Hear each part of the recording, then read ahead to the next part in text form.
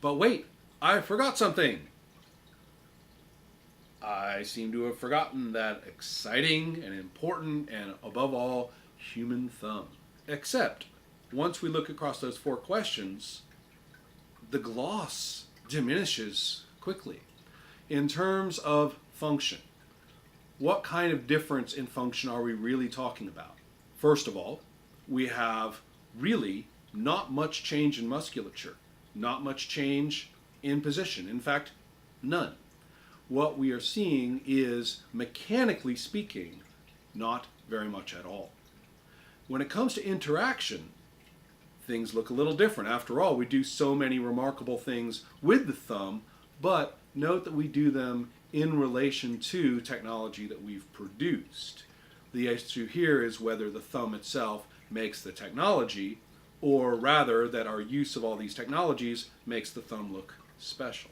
Interaction would look as though it has more weight to it, considering all these things with thumbs that we do and all these interesting little technological widgety things. The question then becomes, does the thumb facilitate or have special properties in which these technologies can now be formed, which is a bit of the classical argument, or are we getting it all backwards? And once we have these technologies, and once these technologies are part of our environment, using the thumb in it then takes on a special look that makes us think that it's in the thumb. Now, when we turn to comparison, that can shed light on that question.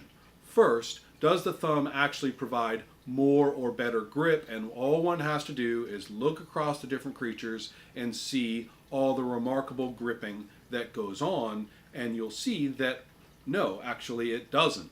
That the oppositional feature of the thumb is actually completely present in that salamander hand in the first place. And if you really want the most incredible grip, eliminate that index finger, as we see in some primates, and you have a gripping device that outshines ours by far.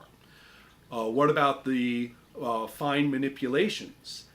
Again, looking across other creatures destroys the idea of humans as having special dexterity. We see remarkable dexterity and manipulative abilities in a variety of rodents, a variety of carnivorans, and in quite a few other primates. So really, I'm not sure we're getting much out of this thumb as a mechanical or interactive property, outside of the context of what else we have done as humans.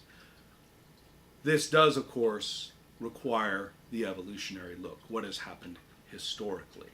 And the first insight is that the long-standing hope or narrative that human mental capacities, humans' speech capacities, humans' posture, and human hand anatomy have all evolved together in this kind of glorious flowering, that the non-human creatures and even our closer relatives had none of these things in any meaningful way, and then it all sort of came together and we were talking and making and standing and thinking all in this flash of brilliance.